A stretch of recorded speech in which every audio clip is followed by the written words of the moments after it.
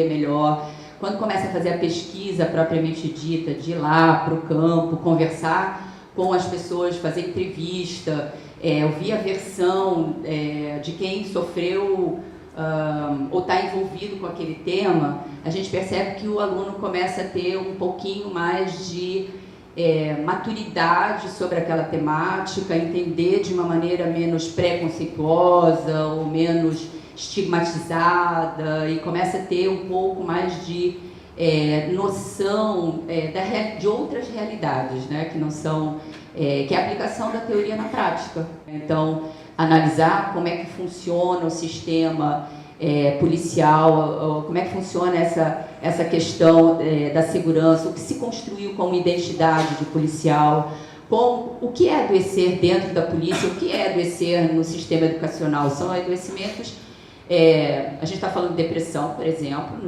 nos dois espaços, mas a gente está falando de causas diferenciadas, de sistemas burocráticos diferenciados, não é?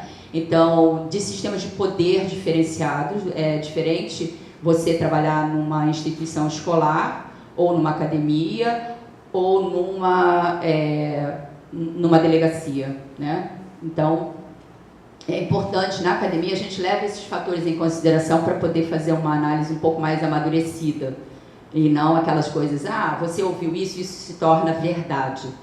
E a academia não trabalha com verdade, então isso já é um ponto importante. A gente não trabalha com verdade, a gente trabalha com um processo em construção que se desconstrói e constrói permanentemente. Então, a gente tem limitações, a gente tem um retrato que vai se transformando o tempo todo. Então, qual é o desafio? É dentro dessa transformação entender o que se mantém. Então, quais são as condições, por exemplo, que levam esse policial a adoecer e que podem ser mexidas. Tem uma ideia mídia, né, que eu trouxe aqui na brincadeira, que ele vai trazer: doutor, eu só consigo diminuir o meu estresse quando eu descarrego a minha arma, né? Dr. Freud ali já está nervoso de colete, né? E a gente vai criando essa ideia, né, do que é o policial. E quem é esse policial da charge, né? É o que vai desabar e vai te destruir, não é?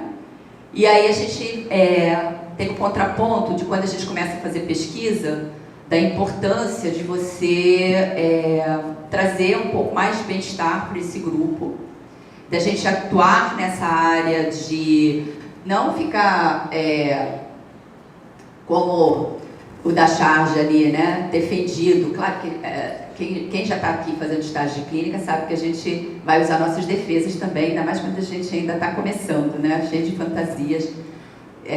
Já passei por isso, continuo passando, né, a gente, fantasias é uma coisa fantástica, que te persegue a vida inteira, não é? Mas a gente começa a entender e atuar no grupo e ver que sim, a gente também pode atuar para fazer a diferença com esse grupo, e ele procura essa estabilidade, né? Nesse ponto eu sou bem pessoal da existencial, humanista, mágico, que a gente busca lá um equilíbrio, né, de alguma maneira. Em primeiro lugar, essa coisa da polícia militar e da polícia civil é um pouquinho... As pessoas não têm muita ideia do que seja, né? Então, assim, resumindo, a polícia militar é uma polícia mais ostensiva, que vai para a rua, que lida diretamente, né, com as situações, com as emergências e tal. E a polícia militar é uma polícia judiciária que fica, a princípio, mais dentro da delegacia. Então, a gente também está na rua, mas não é o principal.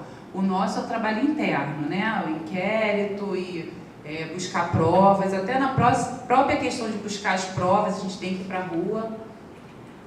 Então, assim, a princípio, se a gente pode dizer assim, né, acho que não, mas o adoecimento da polícia militar é um cadinho mais grave. E com isso, o hospital da polícia militar também é muito mais estruturado do que o nosso. Eu vou mostrar para vocês aí, o nosso passou por várias situações, mas enfim. Aí deixa eu falar assim, estou feliz demais de conhecer, de saber dessa pesquisa. Acho que vai ser perfeito, é exatamente o que a gente precisa. As ações são pontuais mesmo, são algumas pessoas. E aí eu queria me colocar nesse lugar de uma dessas pessoas, né, conforme a gente estava falando, vou repetir aqui, tá? Que a gente falou.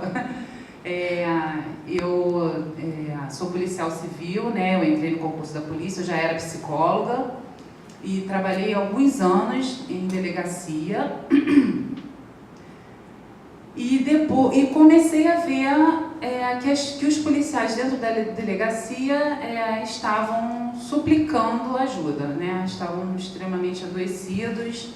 E aí me viam, né, como psicóloga, e eu falava, não, mas eu sou policial, e eu também estou nesse barco. E eu comecei, e a partir de uma coisa pessoal, que foi uma ajuda, meu marido também é policial, ele precisou de ajuda, foi ao hospital da polícia, que ainda era hospital, e foi atendido por um psicólogo. Esse psicólogo viu que ele precisava de medicamento naquele momento, encaminhou ele ao psiquiatra. O psiquiatra medicou e encaminhou ele a um homeopata, que era do hospital. Infelizmente não temos mais nem o psiquiatra, nem o homeopata, e o psicólogo também se aposentou, né? Hoje temos só a psicologia mesmo. E ele foi atendido por essa equipe, na verdade, e rapidamente ele se recuperou, e eu fiquei encantada com aquela possibilidade, né? Eu falei, caramba, o que eu estou fazendo aqui na delegacia? Eu quero estar lá. Quero participar, eu quero poder ajudar realmente as pessoas que me pedem ajuda dentro da delegacia, onde eu não exerço a minha profissão, a minha profissão de psicóloga. E aí eu comecei a tentar ir para o hospital, até que eu, enfim, depois de muito sacrifício, porque, como a Lourdes falou, infelizmente a nossa instituição não tem nada de humano para o policial, não tem esse acolhimento, não tem esse apoio. A gente vai, né, se Deus quiser, isso vai acontecer, se que você deseja daqui a quanto tempo? 3 anos? Tá bom.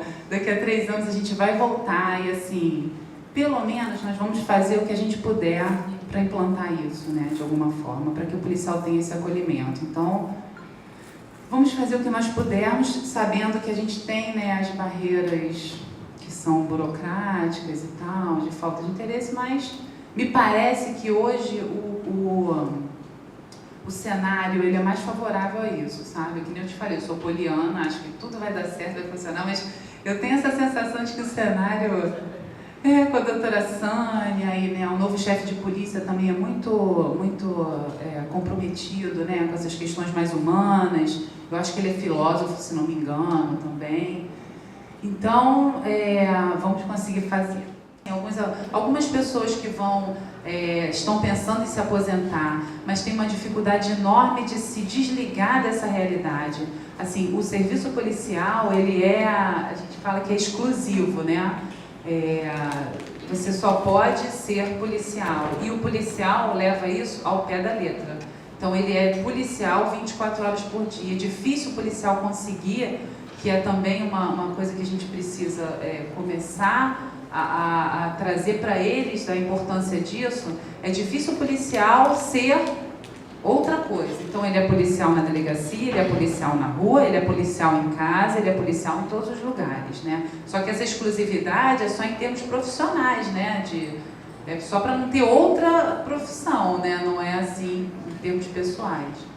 Então as pessoas, quando vão se aposentar, elas têm bastante dificuldade, né? Não só com isso, mas também assim, tem uma arma que é amiga íntima dela e ela vai ficar sem. Não vai ficar sem porque acaba ficando, mas você vai perder esse teu lugar, né, de poder também. Como é que você vai ficar? Então, assim, perde-se muito, né? Perde-se dinheiro, perde-se esse lugar. Então, as perdas são difíceis de lidar. Talvez, não vou dizer nem mais nem menos, né? Mas, assim, são diferentes de uma aposentadoria em outro local, né? De outra profissão. Essa é outra possibilidade, esse programa que a gente estava conversando, que está iniciando na Polícia Civil, já tem na Polícia Militar, que é o Serviço de Atenção à Saúde do Policial, que busca fazer exatamente isso, né? Levantar quais são os fatores de adoecimento e criar estratégias para poder estar aplicando. Esse outro serviço, que é um serviço de atenção ao policial custodiado, o policial custodiado também fica abandonado lá. Tem o SERAS, que é o Serviço Social da Polícia. Ele, uma vez por mês, faz visitas aos policiais custodiados, e agora um psicólogo vai ser inserido nessa equipe. A gente só está aguardando, por demanda deles, né, só está aguardando a autorização do diretor do presídio, né, que autorize. A gente estava pretendendo, mas tiveram controvérsias sobre a implantação de um núcleo de alcoólicos anônimos, né? A gente acha que as pessoas não vão aderir, mas eu acho que, tendo lá a pessoa, o policial, eu acho que tudo que o policial tiver dentro da casa dele, eu acho que é pelo menos um sinal desse acolhimento que ele precisa.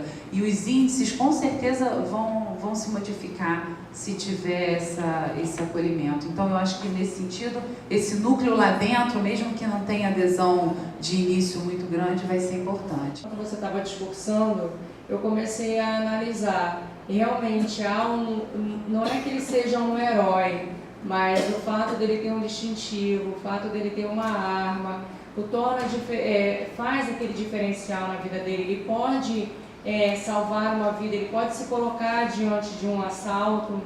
Enfim, quando ele se aposenta, aquela realidade antes da aposentadoria começa a chegar para ele. Vocês trabalham isso nesses policiais já com essa antecedência, ou após a aposentadoria eles chegam até vocês? Como eu falei, essa questão da polícia tomar conta da vida dele, né, dele ser só isso, quando ele se aposenta, o que ele é? Aí ele vai começar a se construir. E aí começam, né, as dúvidas, os questionamentos. São as duas coisas, né? Eles procuram. Agora, é o que eu falei, a gente pretende que mais ações, agora com a ajuda de vocês aqui, que a gente possa ter mais gente, né, pensando e fazendo. A gente pretende criar programas que sejam específicos para isso, porque ali no consultório a gente está para quem chega. A pessoa chega, se ele procurar, procurou, se ele não procurar, vai sofrer sozinho. Lourdes, obrigada também, obrigada mais uma vez. Queria agradecer também a Michele. A Michele também é da nossa equipe, do PIC UVA, e hoje foi monitora aqui. E eu queria agradecer também a toda a equipe da coordenação aqui do evento, que está apoiando bastante, né?